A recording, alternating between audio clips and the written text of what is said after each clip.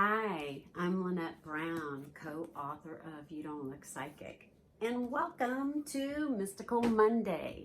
I'm so happy to have you here. Thanks for tuning in. Today, we're going to talk about this lunar experience we have coming up this week, this Wednesday. We have I want to make sure I get this right. We have a super full flower moon with an eclipse. So we have a full moon, that's a blood moon, a super moon, flower moon, and there's also a lunar eclipse happening. So I'm not an astrologist. I know enough to get me into trouble. That's why I rely on the experts. But what I have learned and what I've experienced in being present to the energy around me as an intuitive is that knowing that the energy of the earth, the moon, has effect on the water, the tides, it impacts us. And the more that we're present to our environment energetically, the more empowered we are and the more we're more easily able to navigate our energy. And so with this lunar experience that we have coming up on Wednesday, the guidance I received was to talk about a little bit about it, just in the fact of it's an eclipse with a full moon. And full moon, most of us already know, full moon is all about releasing, right? But there's an eclipse with it. And the fact that it's closer, it appears closer to this, it's going to be closer to the earth. So it's more magnified, right? And the flower moon is all about the bringing in the flowers, right? So eclipse, what's that about? It's about transformation, right? It's like kind of where there's some parts, there's a heavenly body that seems to be in the dark, that's hidden from the sun's light. And I think, in ancient times, there's always been a lot of things, a lot of happening around eclipses. And energetically, the transformation and revelations that happen for us is significant if we're present and aware, right? So looking at it from what I understand, what I've been told is like it's coming into Sagittarius, and Sagittarius is all about communication, knowledge. So with this eclipse, it's all about the transformation of our mindset, right?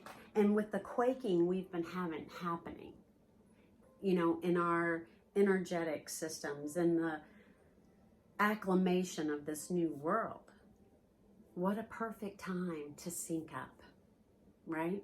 So on this super flower blood moon that's packing an ultimate punch, how are you going to acknowledge the energy?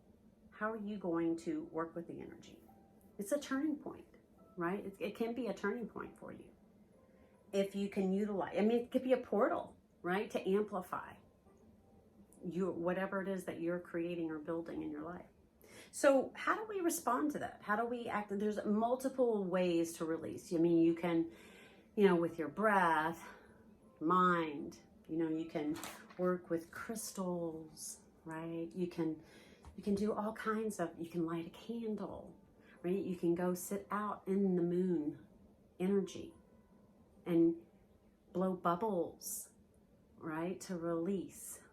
Or you can even write things down on paper, right? Any unforgiveness, write it down, right? And then you can just easily let it disappear, right? Let it dissolve.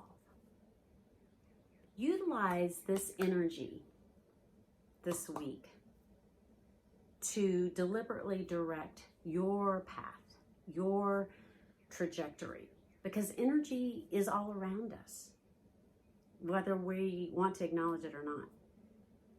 And using it and using that darkness aspect, because that's where seeds bloom, that's where the roots grow, in the darkness, right?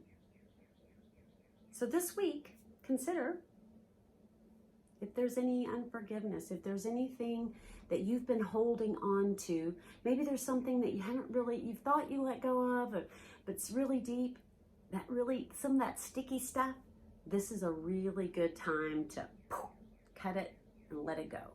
Because this is a big wake down, shake down, right? Some serious movement. So be intentional, be present with what you're creating. I know I'm going to be, right? So create a ceremony. We have several ceremonies in the book, if you're interested. A lot of ways to express yourself and your connection to the universe, to the earth, the ultimate. All right, so have a great week. Thanks for being here. Really appreciate you. And have a great super full blood moon, flower moon eclipse. Have a good one, guys. Mwah. Take care.